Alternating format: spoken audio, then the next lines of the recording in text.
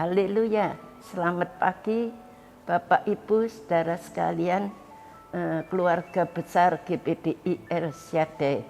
Saya senang pagi hari ini kita ketemu lagi di dalam renungan 79. Kita sudah sampai Injil Matius pasal 21 dan 22.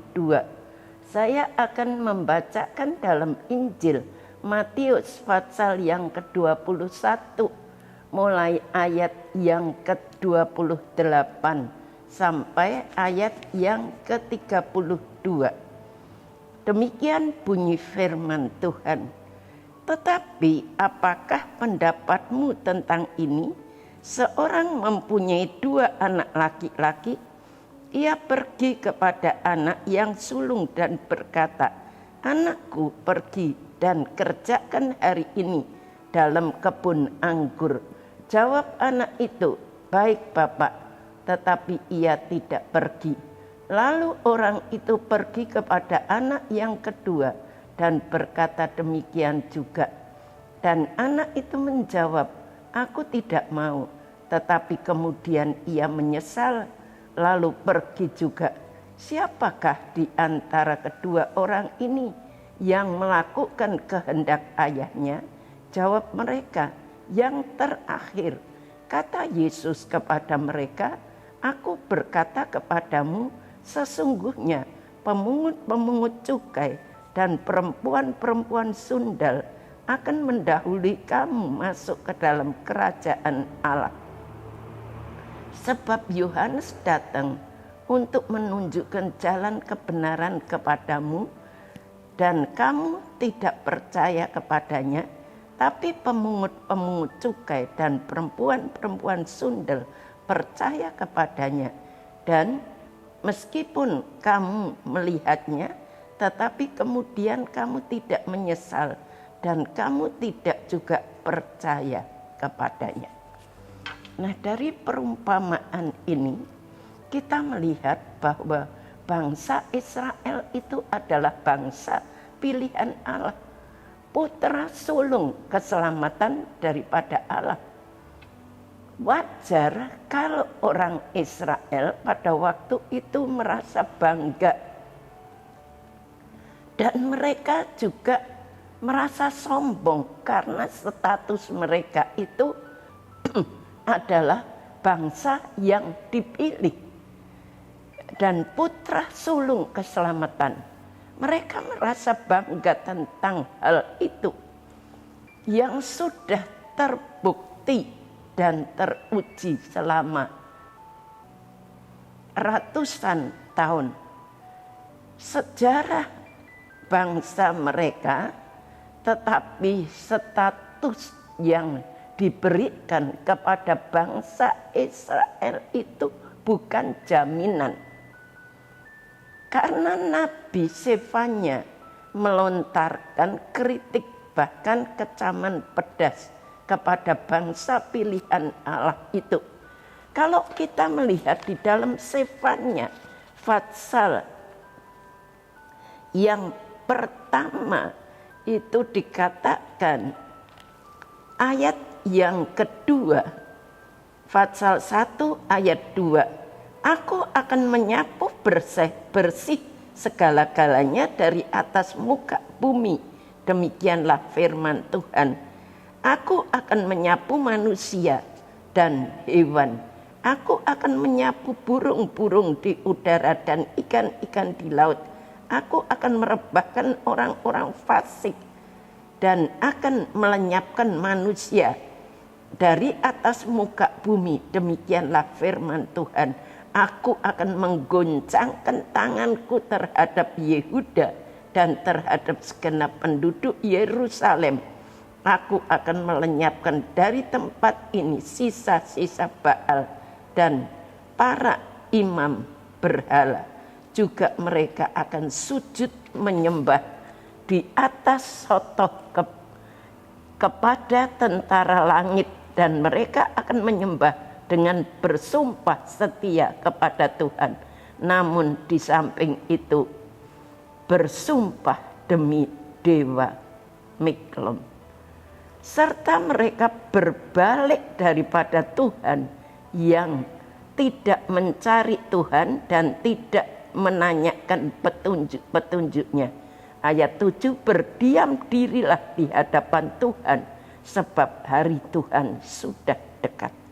Sungguh Tuhan telah menyediakan perjamuan korban dan telah menguduskan para undangannya.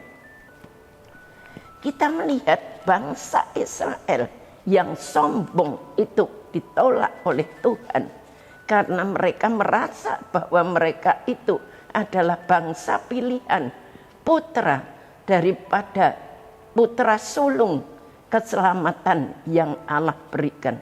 Tetapi kesombongan mereka itu, mereka dikritik oleh Tuhan dan dikatakan mereka sudah tenggelam dalam kesombongan dan tidak mau mendengarkan Allah. Keselamatan dari Tuhan akan diperuntukkan kepada bangsa yang lain. Tadinya Tuhan janji bahwa keselamatan itu akan diberikan kepada bangsa Israel. Tapi karena mereka merasa sombong, merasa bangga, akhirnya keselamatan itu dialihkan kepada bangsa yang lain. Kritik senada dilontarkan oleh Yesus dengan perumpamaan tentang anak sulung dan anak bungsu yang baru kita baca. Bapak itu datang kepada anak yang sulung dan berkata supaya dia mengerjakan kebun yang sedang diolah oleh bapaknya. Anak sulung itu menjawab, saya akan pergi. Tetapi akhirnya dia menyesal, dia tidak jadi mengerjakan apa yang diperintahkan oleh bapak. Lalu dia menyuruh anak yang kedua, anak bungsu. Dan anak bungsu ini mengatakan tidak mau. Tetapi akhirnya dia menyesal. Dan kemudian dia pergi untuk mengerjakan perintah dari bapak. Lalu Tuhan bertanya, menurut kamu antara kedua anak ini, siapakah yang melakukan kehendak bapaknya? Mereka menjawab, yang kedua. Kita melihat, kita juga perumpamaan ini tanpa senada dengan anak yang terhilang dalam Injil Lukas. Perumpamaan ini terjadi menjadi cara Yesus untuk menegaskan bahwa status posisi yang menentukan. Kalau kita melihat di dalam anak yang terhilang, anak bungsu itu datang kepada bapaknya dan dia minta sebagian daripada hartanya. Dia akan hidup senang-senang dengan teman-temannya, berpesta pora dan sebagainya. Akhirnya bapak itu memberi sebagian hartanya, dia pergi. Dia berfoya-foya dengan teman-temannya dan uang itu habis. Akhirnya dia pulang. Dia menyesal. Waktu sebelum dia pulang, dia bekerja kepada seorang yang mempunyai perusahaan babi. Dan dia diberi kesempatan untuk merawat babi-babi itu. Saat itu dia melihat makanan babi. Dia begitu merasa lapar, ingin makan, tapi tidak ada yang memberi. Saat itu anak yang bungsu itu menyesal. Dia berkata, di rumah bapakku makanan cukup. Semua hamba-hambanya itu diberi makan, semua cukup. Tetapi saya di sini kelaparan. Lalu dia sadar, dia insiat, dia berkata, aku mau pulang kepada bapakku. Lalu dia kembali dan dia dijemput oleh bapaknya. Dan dia berkata bapaknya itu jauh sudah menunggu anak yang bungsu ini. Waktu dia lari dia dipeluk. Lalu anak ini berkata, bapak aku tidak layak disebut anak lagi. Jadikan aku sebagai hamba daripada Bapak atau pelayan. Tapi Bapak itu mengatakan tidak. Kamu tetap anakku, anak yang sudah hilang, tapi sekarang kembali. Kita melihat anak yang kedua, anak yang sulung. Pada waktu anak bungsu ini ayahnya mengadakan pesta karena anak yang hilang itu sudah kembali. Lalu dia marah. Dia marah, dia mengatakan Bapak tidak adil. Kenapa saya yang sudah bertahun-tahun mengabdi kepada Bapak, tapi ternyata tidak pernah diadakan pesta. Bapaknya berkata apa? Apa yang ada padaku itu juga punyamu. Kamu mau berbuat apa boleh. Karena anak yang bungsu ini sudah hilang dan dia kembali, maka Bapak ini ingin bersukacita dengan semua hamba-hambanya. Diadakan pesta. Demikian juga perumpamaan anak yang terhilang ini sama dengan anak yang bungsu dan anak yang sulung dalam perumpamaan tentang pohon yang ditanam oleh bapaknya.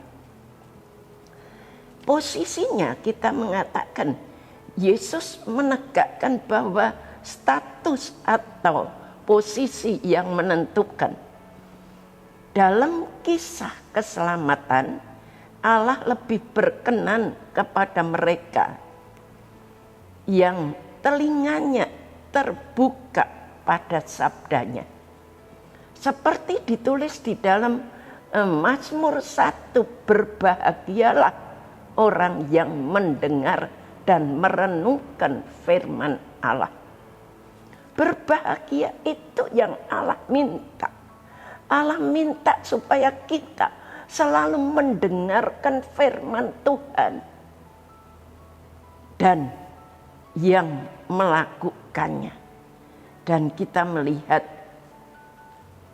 yang kesukaannya adalah melakukan kehendak daripada Allah dengan menyebut pemungut cukai dan pelacur. Yesus tentu saja tidak mengatakan bahwa perbuatan dosa mereka itu adalah hal yang benar, tidak.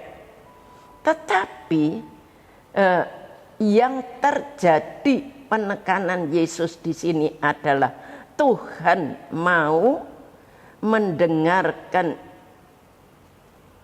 suara daripada anak-anaknya yang mau bertobat, yang mau kembali kepada jalan Allah.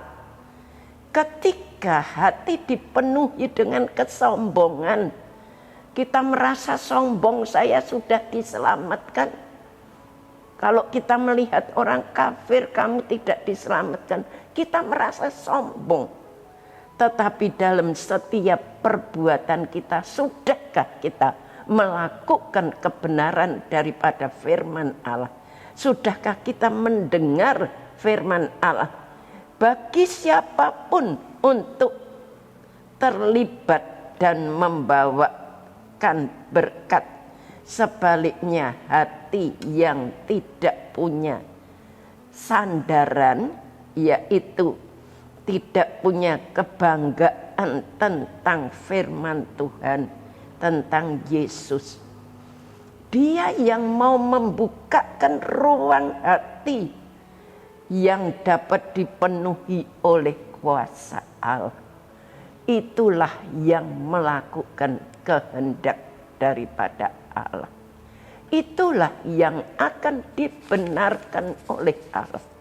Yang merenungkan firman Allah itu siang dan malam. Itu yang dikehendaki oleh Allah.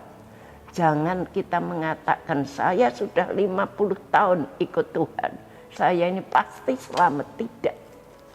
Tidak.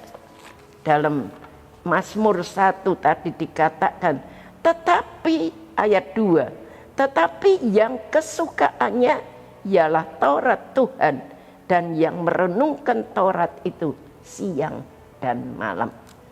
Kita yang suka suka akan firman Tuhan dan selalu merenungkan, mengingat firman Tuhan itu siang dan malam, dialah yang akan memperoleh keselamatan daripada Tuhan. Tidak seperti anak yang sulung. Dia mengatakan iya, tetapi dia tidak menjalani. Seringkali kita kalau mendengar firman Tuhan, kita katakan amin. Tetapi ternyata perbuatan kita itu berbeda dengan perkataan kita. Nah, Allah mau supaya kita sebagai anak-anak Tuhan, supaya kita memperoleh keselamatan, hidup yang kekal. Kita menjadi umat pilihan Allah kalau kita menjadi anak-anak Tuhan yang mendengarkan firman Tuhan serta melakukannya. Sekian firman Tuhan. Tuhan memberkati. Mari kita mau sama-sama berdoa. Bapa yang ada di dalam sorga, kami mengucapkan syukur kehadapan hadirat-Mu. Kami boleh mendengar firman-Mu pada pagi hari ini. Biarlah firman-Mu itu boleh memberikan kekuatan kepada kami. Kami sudah mendengar tentang perumpamaan dua anak yang satu tidak taat, tetapi anak yang kedua yang taat. Biarlah kami jadikan menjadi anak-anak yang taat, yang mendengarkan firman Tuhan dan mau melakukannya, supaya berkat keselamatan itu boleh menjadi bahagian kita semuanya. Terima kasih, berkati seluruh jemaat-Mu GPDI El Shaddai. Tuhan memberkati kehidupan mereka, rumah tangga mereka. Memberkati juga Ibu Gembala kami. Memberkati multimedia yang dengan setia sudah mengerjakan tugas mereka dengan tekun. Beri kekuatan, kesehatan, hikmat, dan perlindungan-Mu. Terima kasih.